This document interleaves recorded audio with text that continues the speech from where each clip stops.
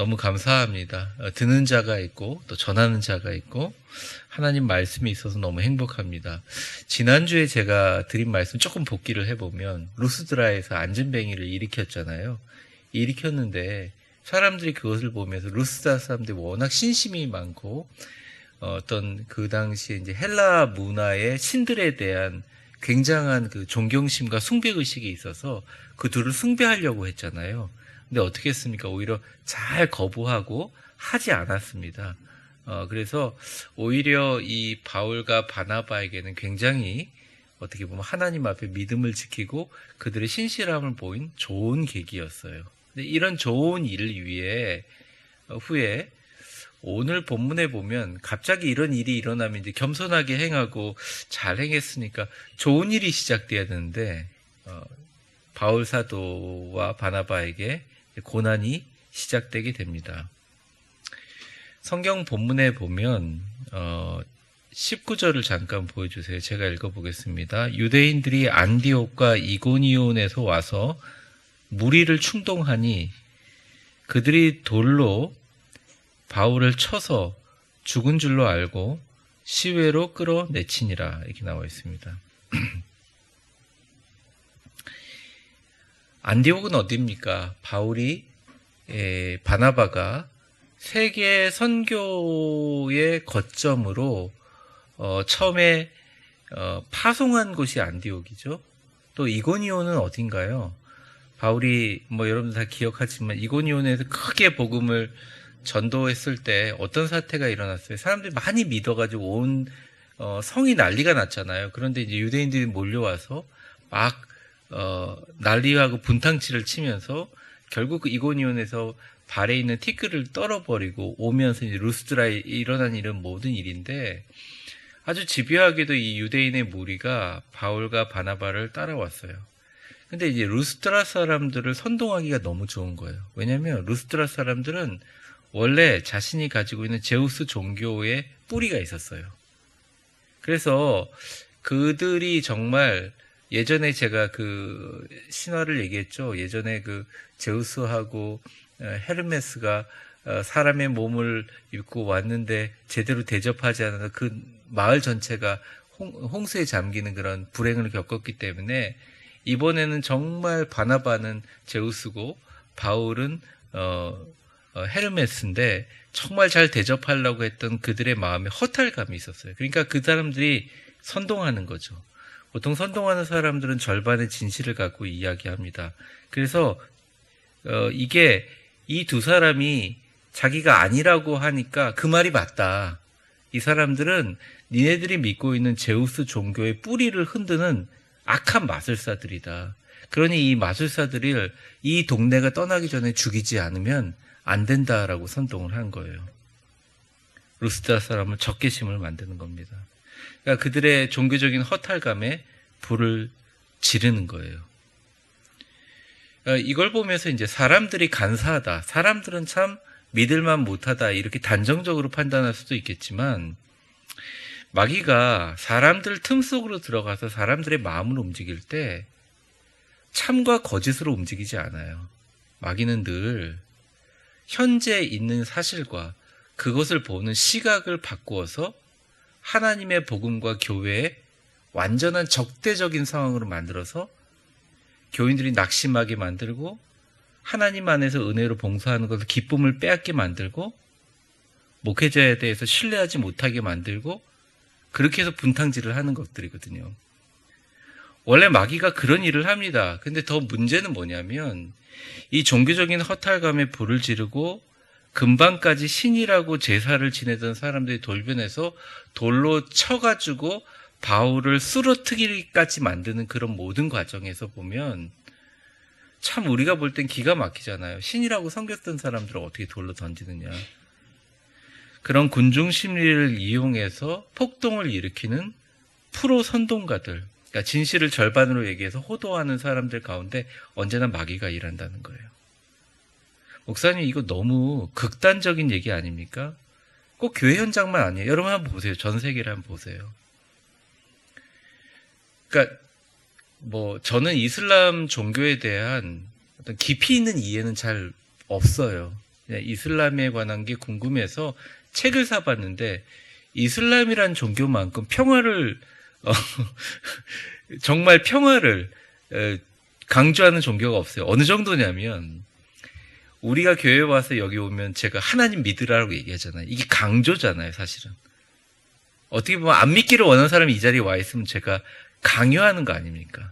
근데 이슬람은 그 성전에 들어온 사람들, 물론 신발을 못 신고 들어오면 그 거룩한 이슬람 성전에 들어온 모든 사람들에게 각자가 가지고 있는 공통의 신들을 부를 수 있고 그들의 평화로 공존해서 알라라는 이름으로, 알라라는 게 사실은 특정한 신을 얘기하는 게 아니에요. 온 천지에 존재하는 유일한 하나의 신, 그러니까 그 사람을 하게 하는 실제로 복음에 대한 평화가 있어요. 근데 이슬람 종교라든지 어떤 이슬람의 극단주의자라는 사람들이 이슬람이 가지고 있는 하나의 교리를 조금 틀어가지고 알라가 이야기하는, 그러니까 무슬림이라고 표현하기도 하고 모하메드라는 사람이 이것을 창시하면서 만들었던 여러 얘기들 다 빼놓고 말하자면 그런 거예요. 코란이 성경보다 더 두껍거든요. 근데 그 말 중에 성경의 모든 말들 다 제외하고 딱 한 가지 구절을 가지고 잔인하게 타종교 사람들 죽이는 것을 성스러운 전쟁이라고 얘기한다는 말이죠. 그게 진리냐 아니냐? 그건 별로 중요하지 않아요. 그러니까 일부의 진리면 돼요. 그런 것들이 어떻게 보면 굉장히 슬픈 일입니다. 그러니까 정치도 그렇고 경제도 그렇고 사회도 그렇고 이 땅에 참 많은 악들이 성행하고 있고 그게 정말 사람이 나쁘고 사람이 못됐고 이렇게 볼 게 아니라 그러한 상황 속에서 사람들을 사로잡고 사람들을 움직이고 있는 영적인 존재가 무엇인가 우리는 분별할 수 있어야 된다는 게 되게 중요한 부분인 것 같아요. 예수님이 사실은 저주한 적은 거의 없어요. 예수님 몇 번 안 하고 예수님이 공생애 하면서 예수님이 정말 저주했던 것 중에도 하나도 예수님의 능력이 최고조에 달할 때가 있었거든요. 귀신 들린 자를 쫓아낼 때마다 예수님 손대는 사람마다 너무 병이 많이 나으니까 예수님 주변으로 사람들이 많이 모이고 예수님의 실제 옆에 같이 생활하는 사람 12명이지만 속죄자라고 해서 200명의 사람이 예수님을 완전 둘러싸고 있어 버리는 거예요. 그러니까 여러분들 기억하시지만 예수님한테 한번 치료받으려고 오는데 예수님을 뚫고 들어오기가 어려워서 예수님이 있는 집 안으로 들어와서 지붕을 뚫고 내린 그 사건 기억하시죠?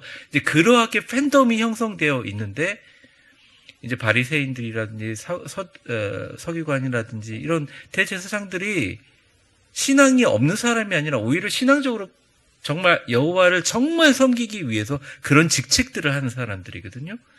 그러니까 자기의 어떤 그것들이 위협이 당하니까 이 예수님이라는 분을 알아보지도 못하고 제거하기 위해서 예수님의 능력을 마귀의 능력이라고 얘기하고 그 당시 마귀의 가장 큰 마귀의 왕의 이름이 바알세불이라고 합니다. 바알세불.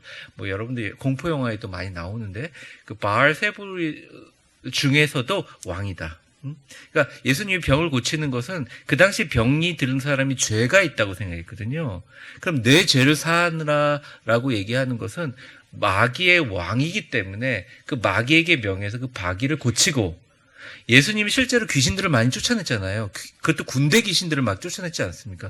그 힘이 얼마나 세냐면 그 귀신들이 전부 다 나가가지고 갈 데가 없으니까 돼지떼로 들어가서 돼지떼 3,000마리가 강물에 빠져가지고 죽는 그런 어마어마한, 사실은 여러분 돼지 한 마리 달려들면 여러분 버틸 수 있겠어요? 네. 그러니까 돼지가 뭐 한 1톤 정도는 안 되지만 한 500kg라고 한다면 3,000마리라고 하면 1,500톤이잖아요.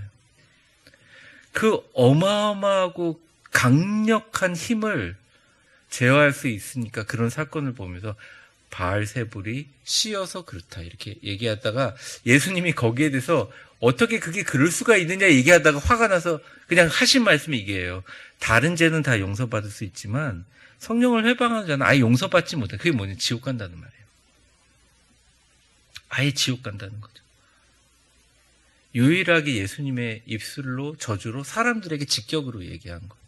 그러니까 예수님이 계속 어떤 보면 바리새인들과 싸우려고 하지 않았지만 마가복음이나 마태복음 이렇게 후반부에 계속 가보면 그들을 계속 비난하고 있어요. 근데 사실은 비난의 목적이 아니라 예수님조차도 어떻게 보면 이 트랩에 걸린 건데, 그들을 사실은 비난하는 게 목적이 아니라 그렇게 악한 말로 하나님의 교회와 말씀과 예수님의 복음이 전파되지 못하게 하는 지금과 같은 사람들, 달려들어서 바울에게 돌을 치게 만들고 선동하는 사람들, 겸손으로 자기가 신임을 거부했는데 저 신임을 속이는 마술사라고 만든 사람들, 그런 사람들을 사실은 아예 하나님께서 그의 손을 떠났다 이렇게 생각하는 거죠. 근데 더 문제는 불쌍한 사람들이에요. 그러니까 주동하는 사람은 근데 선동당하는 사람이 더 불쌍한 거죠. 신앙도 잃어버려요. 가지고 있는 모든 것도 다 잃어버려요. 신앙의 기쁨을 잃어버려요. 그리고 그분들이 또 복을 받느냐? 그렇지도 않는 거예요. 삶 속에서 자꾸 힘든 일이 일어난다는. 예수님이 사실은 미래까지 조금씩 다 보시는 분들인데, 예수님이 작은 나귀를 타고 예루살렘으로 입성할 때 사람들이 전부 다 나와서 그 종려나무 가지가 엄청 크거든요. 그 무거운 걸 막 흔들면서 예수님을 호산나 찬송했다는 거죠. 그 주변에 있는 모든 사람들이 어떻게 보면 민족의 그 영웅이라고 할 수 있고, 어떻게 보면 민족 투사라고 할 수 있는 그런 죄인과 예수님을 똑같이 세워놨는데, 빌라도 법정에서 호산나 외친 사람이 선동에 의해서 십자가에 못 박으라니. 믿은 거예요. 백성들의 장로들과 대제사장들과 그리고 거기 있는 모든 서기관들과 그 당시 종교를 지배하는 사람들이 얘기하는데, 예수님은 원래 선동가고 정치혁명가고 예수님 잘못 따라갔다가는 이 강력한 로마의 정부 은에서 너는 죽을 것이다. 또 바리새인들은 로마에 대해서 적대감을 갖고 있는 그런 사람들은 저거는 근데 예수님은 하나님을 모욕한 사람이에요. 그러니까 예수님의 십자가의 명패에 온갖 말이 다 붙었잖아요. 그걸 간단하게 인리라고 하지만 그건 약자입니다. 유대인의 왕 예수, 이렇게. 그러니까 인간의 연약함과 신앙의 모순 가운데 오늘 뭐 여러 가지 제가 드릴 말씀이 있지만, 인생의 축복과 신앙의 성패는 딱 두 가지. 제가 성경을 많이 읽어보면서, 물론 여러분들도 진리를 많이, 딱 두 가지인 것 같아요. 정말 하나님의 축복이 있거나, 아니면 정말 기도를 많이 해서 좋은 사람을 만나는 것. 두 번째는 좋은 사람이 왔을 때 분별하고 그 사람을 딱 자신의 사람으로 교제하는 것. 신앙에서는 좋은 사람을 만나는 것과 좋은 사람을 분별하는 것. 그러니까 우리 위대한 교회가 커지고 부흥하는 것보다 더 중요한 게 뭐냐면, 좋은 사람들이 모인 교회를 만드는 게 되게 중요합니다. 아무리 뭐라고 해도 사람들이 이제는 교회를 쇼핑하러 막 돌아다니는 사람들이 많기 때문에 진짜 좋은 교회가 어떤 교회인지 너무너무 잘 알아요. 어떻게 보면 정말 우리나라 사람들처럼 좋은 교회가 어떤 교회인지 너무너무 잘 알아요. 좋은 사람을 만나는 것과 좋은 사람을 분별하는 것이 바로 신앙의 모든 것이다. 이런 진리를 그냥 편안하게 받아들일 수 있어야 거기서부터 신앙이 발전해요. 그리고 신앙 생활하는 게 재미가 있어지죠. 참 무섭죠. 그냥 이고니온에서 그 난리 피하면 되는데, 이거 따라오면서 사람을 돌로 칠 정도가 돼버리는 거죠.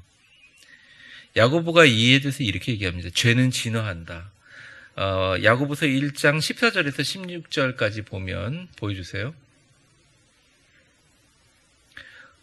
오직 각 사람이 시험을 받는 것은 자기 욕심에 이끌려 미혹됨이니, 욕심이 잉태한 즉 죄를 낳고 죄가 장성한 즉 사망을 낳느니라.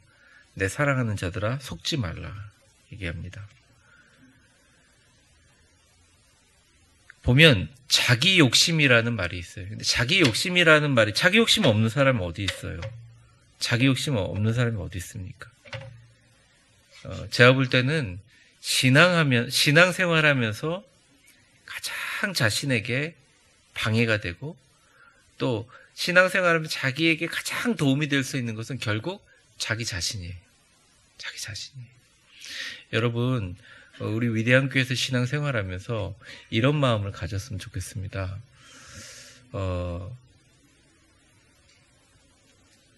한국 사람들 기질이 뭘 하라 그러면 안 해요. 그래서 하지 말라 그러면 하고 그러거든요. 네, 그래서 제가 어떻게 할까 고민이 많이 들어요. 근데 이 수요예배 나오신 분들은 우리 교회 어떻게 보면 직분자고 우리 교회 동력이기 때문에 내가 다른 곳에서 내 세상에서 대통령을 하든 장관을 하든 뭐 몇 조대 부자가 되든 상관없이 일단 내가 교회에 와가지고는 하나님 보시기에 진짜 정말 예쁜 사람, 하나님 보시기에 진짜 좋은 사람이 되려고 노력을 하면 이게 거꾸로 밖으로부터 풀리게 돼요. 그리고 그게 숫자가 소수라도 상관없어요. 그런 사람 한 명 때문에 그 사람의 얼굴을 보고 그 사람의 삶을 보면서, 목사님 설교도 중요하지만 그 사람의 삶을 보면서 교회에 와서 진짜 주님을 만나요. 진짜 주님을 만나요. 저희 교회는 참 그런 분들이 많아요. 여기 계신 분들이 그런 분들이에요. 여러분 끝까지 잘 유지하시기 바랍니다. 유지하기 위한 의무감이 아니라 그게 여러분 자체가 복이고 그게 여러분이 보여주시는 하나님의 영광이라고 저는 생각해요.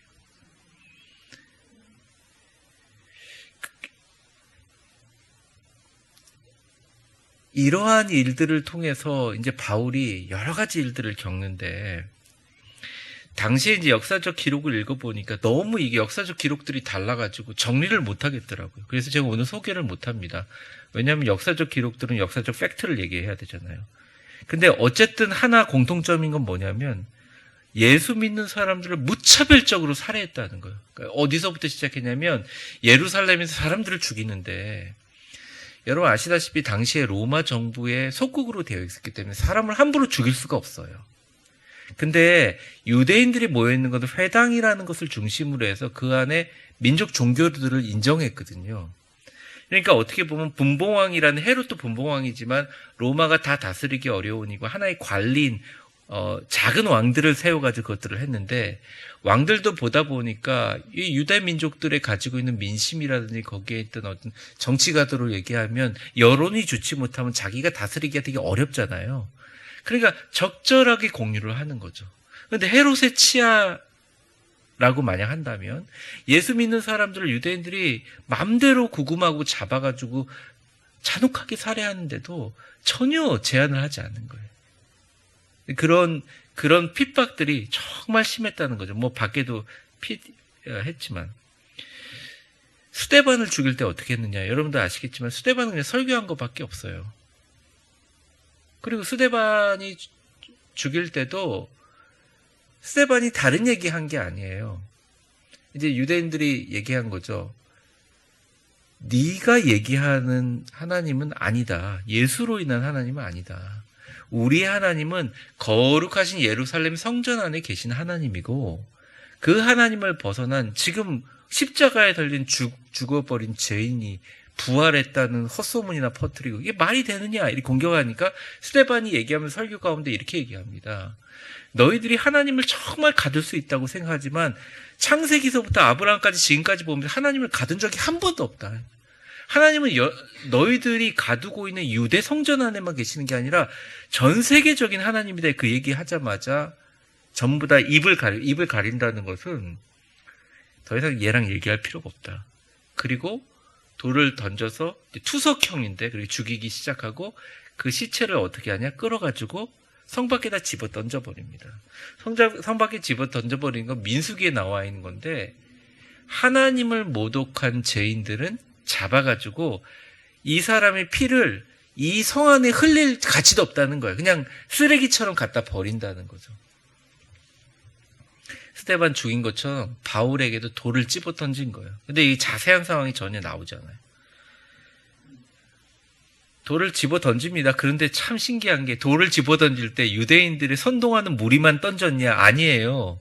제우스 신과 헤르메스로 섬기겠다고 했던 사람도 같이 선동해서 같이 집어 던진 거예요. 던지고 나니, 이거 큰일 난 거예요. 왜냐하면 유대인들은 그런 자치권이 운영되고 나서 지네들은 거기 근로해가 다시 그냥 유대로 돌아가 버리면 되는데, 이 루스드라에 있는 사람들은 이렇게 지가 던졌는데 이게 돌 던져가지고 사람을 죽인 것에 공모가 돼버리면 이게 로마 정부의 법에 위촉되는 거예요. 원래는 로마 사람들이 아니라고 할지라도 사람을 사형시킬 수 있는 권리는 속국인에게는 할 수가 없어요. 로마 황제의 승인이 나야지 할 수 있다는 것입니다. 근데 함부로 살인을 했어요. 근데 바울이 뭐라고요? 시민권이 어디 있어요? 로마 시민권이요. 그럼 로마 시민권 사람들 죽이면 누구랑 상대해야 되는 거죠? 황제랑 상대해야 되는 거잖아요. 그래서 이 간교한 유대인들의 무리가 머리를 쓴 겁니다. 죽은 건 분명하고 이 시체 덩어리인데 이거를 잡아가지고 성 밖에다 갖다 버린 거예요. 성 밖에다 갖다 버린 것은 너는 하나님을 모욕했으니 성 밖에 갖다 버린다는 의미도 있지만, 시체를 유기해버리고 지네들은 어떻게 해요? 다 도망가 버린 겁니다. 그러니 그 중에 한번 생각해보세요. 여기는 이제 성경 속으로 들어갔는데 그 중에 돌 집어 던졌는데 바울이 죽은 듯이 들어 누워 있어요. 피 흘리고 누워 있었겠죠. 잡아가지고 성 밖으로 버리는 것을 바울을 제우스 헤르메스 신이라고 섬겼던 루스드라 사람들이 본 사람이 있겠습니까? 없겠습니까? 당연히 있었죠. 당연히 있었죠.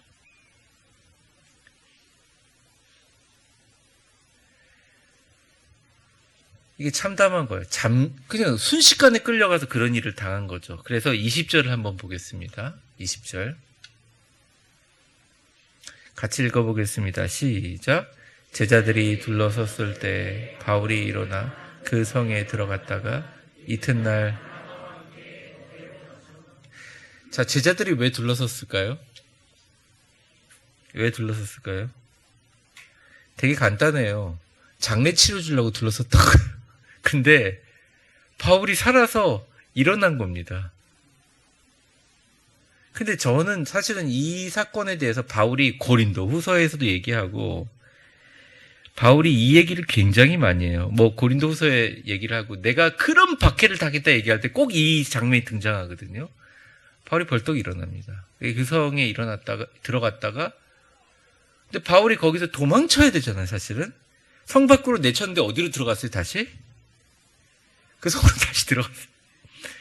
그리고 이튿날 바나바와 함께 어디로 갔냐? 더베라는 곳으로 갔어요. 그게 한 20km 떨어져 있는 곳, 거기 뭐 하러 갔어요? 전도하러 간 거예요.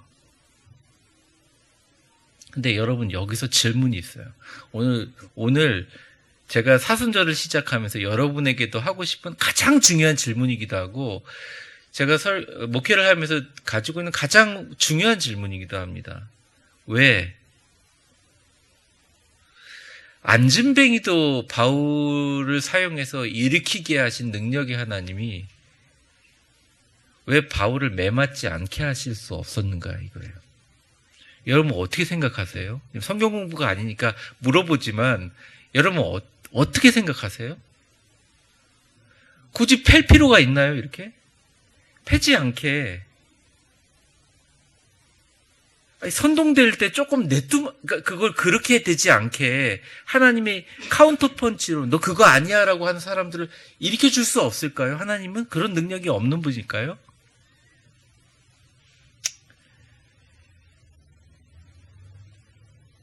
한 10월 달에 노회에서 이제 태수회의로 저희 노회 임원들 올해 마치면서 일본의 그 기독교인들 순교지를 가려고 합니다. 침묵이라는 영화 여러분들 많이 보시겠지만, 사상 최고의 박해.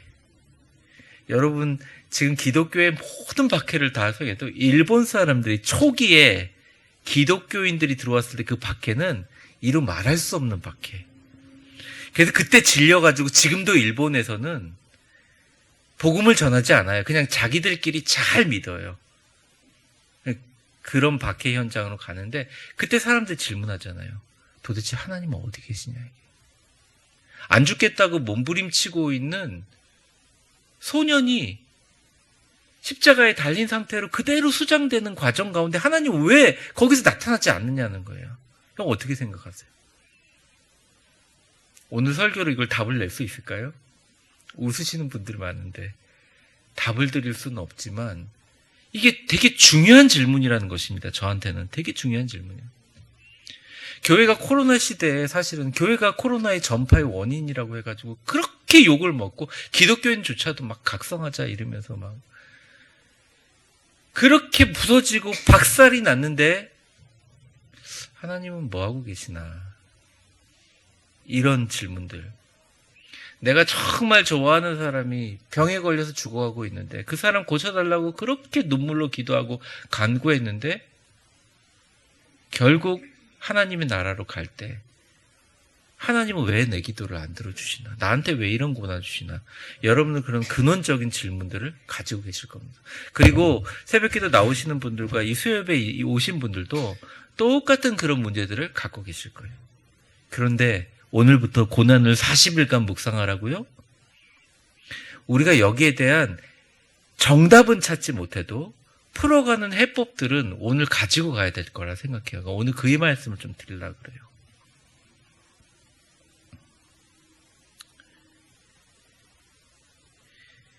예수님이 십자가 달릴 때 예수님 막 놀리면서 얘기한 구절이 있습니다. 마태복음 27장 41절에서 42절입니다. 같이 읽어보겠습니다. 시작. 그와 같이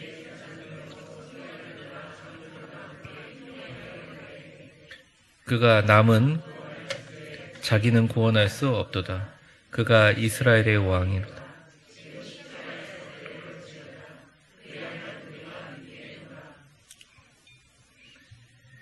죽은 자를 살리신 분이 왜 십자가에서 내려올 수 없을까요? 전지전능한 하나님은 왜 그냥 내버려 두나요? 예수님조차도 그 문제가 이해가 안 돼서 뭐라 그랬어요? 엘리, 엘리, 라마, 사박타니. 사박타니라는 말이 왜 나를 디치해버리냐, 던져버리십니까? 예수님조차도 본통에서 예수님조차도 죽기 전에 그렇게 얘기했다는 거죠. 그러니까 이 문제가 참 우리에게는 신앙의 중요한 부분이라고 생각할 수 있습니다. 제 의견을 이야기하기 전에 오늘은 이 고난에 대한 바울은 어떻게 생각하느냐에 대해서 성경 말씀을 통해서 우리가 유추를 한번 해보겠습니다. 바울은 이렇게 생각했던 것 같아요. 제가 이 바울 서신들을 많이 보면서 오늘도 이제 그 그리스 그 성지순례 선교사님이랑 한참 얘기하면서 이야기를 나눠왔는데 제가 카톡으로 물론 했지만 이 바울이라는 사람이 가지고 있는 고난이 참 많았거든요. 참 많았잖아요. 사실 이것도 고난이잖아요. 그렇게 두들겨 맞고 그렇게 감옥에 많이 갇혔으니 바울이 몸이 종합병원이 될 수밖에 없었잖아요. 너무 눈이 안 보이니까 하나님 눈 간질이 막 하나님께 기도했는데 안. 근데 이 바울이 이렇게 고난을 당하는 이 고난을 바울은 외적인 고통이라고 생각한 거예요. 그런데 이 외적인 고난을 통해서 고통은 있지만 내가 내적으로 하나님의 영광을 위한 참다운 삶의 의미를 계속 추구하고 있다고 바울은 생각했습니다. 그래서 외적인 고통이 올 때 내가 지금까지 가지고 있었던 나의 자만심, 나를 나대게 하는 것, 내 자신이 하나님을 의지하지 않고서 할 수 있었던 모든 것들이 날마다 죽는다고 봤었고, 당연히 죽고 나면 예수 그리스도의 권능으로 다시 살아나는데 이 부활의 신앙을 그가 당하고 있는 모든 고난을 통해서 예수님께 더 가까이 가고 예수님을 만나고 그 예수님으로 인하여 확실한 하나님의 나라를 바라보는 소망과 그런 모든 축복의 밑거름이라고 그는 생각했어요. 그래서 그는요, 고난을 당하면 멈추는 게 아니라 오히려 그 고난의 현장으로 더 사역을 멈추지 않고 활발하게 진행한다는 거죠. 23절을 한번 보여주세요. 23절부터 25절까지 같이 한번 읽어보겠습니다. 먼저 23절만 읽어보겠습니다. 시작. 각 교회에서 장로들을 택하여. 자, 이 바울이 한 행동이에요. 20km 떨어진 어디로 갔다 그랬죠? 더베로 갔다 그랬죠? 그리고 더베로 가서 금식 기도를 하고 그들이 믿는 주께 그들을 의탁했다는 거죠. 그러니까 바울이 그냥 멈춘 게 아니라 오히려 고난 때 더 일을 많이 한 거예요. 그냥 더 현장으로 들어간 거예요. 그럼 바울이 얘기를 합니다. 20절서부터 22절까지 20절 한번 보여주시겠어요? 죄송합니다. 20절, 21절 이렇게 보여주세요. 20절 더베로 갔죠? 21절 한번 보여주세요. 자, 복음을 그 성에 전합니다. 많은 사람들을 뭘로 삼았어요? 제자로 삼았어요. 근데 참 신기한 건 이때 제자가 된 사람이 어떤 사람이냐? 루스드라에 있는 사람들이라니까요. 바울을 신이라고도 불렀다가 바울에게 돌도 던졌던 사람들이 바울이 죽었다가 벌떡 야 진짜 신이구나 이렇게 진짜 이 사람들을 제자로 삼아버려요. 그리고 루스드라와 이고니온과 안디옥 보세요 한번. 이고니온과 안디옥으로부터 누가 왔어요? 살해하려는 살해단이 왔잖아요. 근데 루스드라와 이고니온과 안디옥으로 다시 그 현장으로 들어가 버린 거예요. 이 죽으려고 한 거죠. 진짜 실제로는 죽으려고 한 것처럼 보이는 거죠. 22절 한번 보여주세요. 그래서 말을 합니다. 제자들의 마음을 굳게 하여 흔들리니까 이 믿음에 머물러 있으라 권하고 또 우리가 하나님의 나라에 들어가려면 많은 환난을 겪어야 할 것이다. 이렇게 얘기합니다.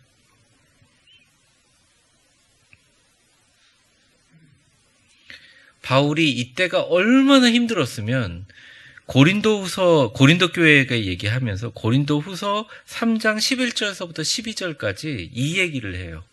같이 한번 읽어보죠. 요거는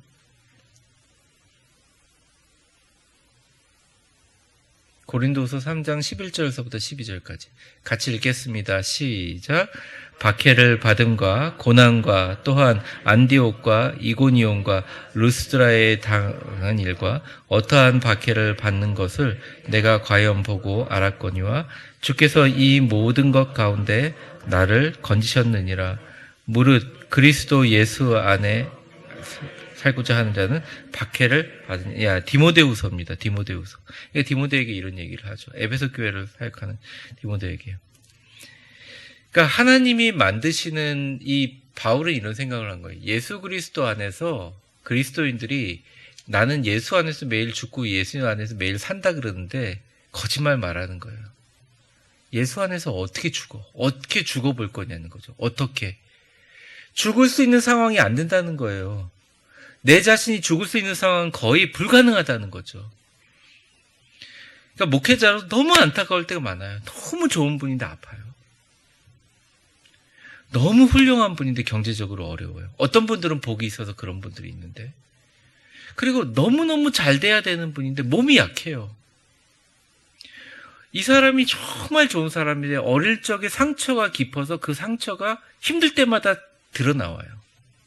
근데 저희 교회 보이면서 저희 교회가 목회자에 대해서 갖고 있는 생각들이 너무나 오랜 기간 동안 이런 목회자들만 봤기 때문에 이게 너무 다른 거예요. 제가 그러면서 하나님께 기도하면서 이게 뭘까? 이게 정말 하나님이 나에게 주시는 게 뭘까? 결국은 지자, 죽자. 근데 방법이 없는 거예요. 제가 죽을 방법이 없는 거예요. 제가 지을 방법이 없는 거예요. 근데 죽고 지는 방법은 유일하게 참 슬프지만 내가 하지 않는 일에 대한 고난, 너무너무 심한 억울함, 말하고자 하지만 말할 수 없는 일들. 바울이 돌 맞으면서 이렇게 얘기했겠습니까? 야, 내가 제우스 신이 아니라고, 내가 헤르무스 신이랑 아니라고 얘기한 건 내가 하나님을 높이기 위한 거야. 퍽퍽, 아이고, 이렇게 맞을 리가 없지. 그러니까 너무너무 억울하고 속상하지만 그들에게 다시 갑니다. 뭐로 갑니까? 복수하러 가는 거예요? 아니요, 복음 전하러 가는 거예요. 성도들이 성숙해지는 부분에 대해서 나는 충분히 성숙하다. 나는 충분히 예수님을 믿고 나는 변화된 사람이다. 얘기하잖아요. 결정적인 순간에 보게 되면 이게 정말 변화된 사람인가 하는 부분. 근데 고난이 오고 어려움이 오고 그 고난을 이기면서 기도하기 시작하면 그분이 변해요. 거의 예수 그리스도의 사람으로 변해요. 그래서 그분이 날마다 죽습니다. 그리고 예수님으로 다시 살아나요. 하나님이 만드시는 우리라는 작품은 쇠를 불에 넣어가지고 담갔다가 또 차가운 물 속에서 넣었다가 또 40kg 되는 망치로 힘차게 때리는 것처럼 단련시킨다는 거죠. 욥기 23장 10절에 우리가 많이 하는 구절인데 같이 한번 읽어보겠습니다. 시작.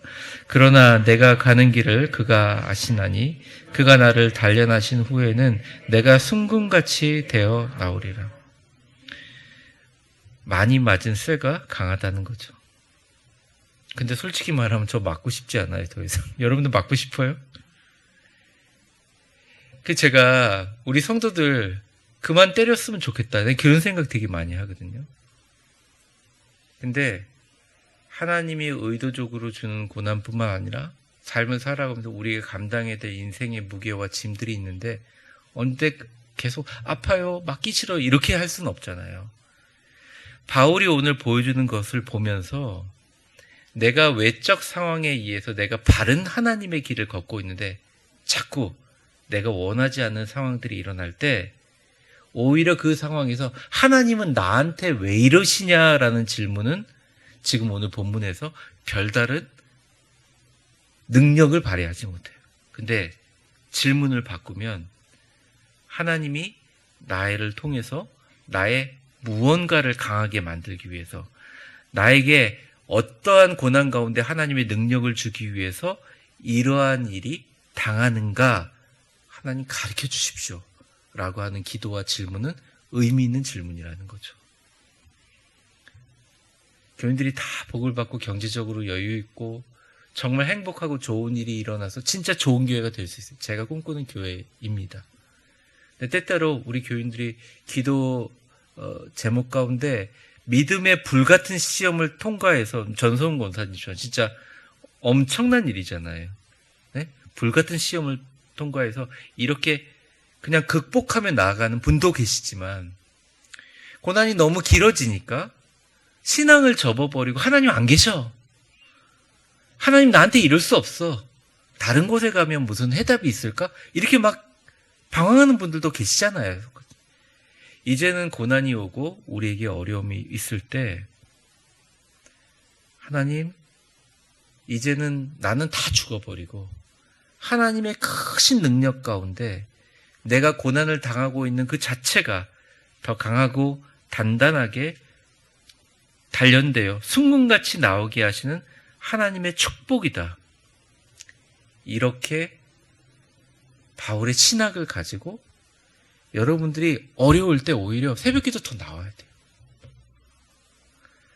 이길 때까지 해야 돼요. 그러니까 99까지 하는 것들은 대부분의 성공 전문가들은 절반도 안 한다라고. 어차피 100이 안 되면 아무것도 안 되니까. 목사님, 제가 1년을 새벽기도 하면서 300일 금식기도 하면서 그렇게 할 수가 없잖아요, 우리가. 그러니까 꾸준하게 고난과 환난을 통해서 계속 나가는 거예요. 근데 바울을 보면 26절을 한번 보세요. 26절 보여주세요. 배를 타고 아예 어디로 갑니까? 원정 살인달이 온 안디옥으로 다시 가잖아요. 근데 여기 보면 이곳은 의미를 설명하죠. 두 사도가 이룬 그 일을 위하여 전에 하나님의 은혜에 부탁하던 곳이에요. 그게 쉽게 말하지만 바울은 참 말을 돌려서 써요. 그냥 파송교회 아니에요. 파송교회 가서 진짜 안디옥으로 다시 돌아가는 거죠. 파송교회를 갑니다. 그래서 그들을 우글우글하죠. 바울 죽이려고 아예 원정을 떠날 필요 없잖아요. 바울 살해하려고 기다리는 사람도 있는 곳으로 갑니다. 그리고 27절 보여주세요. 그들이 이르러 교회를 모아. 그러니까 안디옥 교회가 한 교회가 아닙니다. 제가 여러 번 말했지만 다 주변의 교회들을 다 모아서 하나님이 행하신 모든 일들과 이방인들에게 믿음의 문을 여신 것을 보고하고 뭡니까? 선교 보고를 여기서 하고 있는 거예요. 문제를 분석하고 대책을 같이 서로 상의하는 거죠. 그 28절 뭡니까? 아주 간단한데 같이 읽어보겠습니다. 시작. 제자들과 함께 어떻게 해요? 그냥 있는 게 뭐예요? 오래 있으니라. 나 죽여봐라. 그러고 있는 거예요. 여기서 성서 기록상 한 1년간 머물러 있습니다. 그러고 나서 다시 2차, 3차 전도 여행을 떠나요. 말씀을 좀 정리해 보려고 합니다. 이게 예수 안에서 내가 죽고 예수 안에서 다시 사는 것이 우리의 노력과 수고로 된다? 안 돼요. 될 거라고 착각하잖아요. 안 된다는 거예요. 내가 병이 걸렸어요. 내가 실패를 했어요.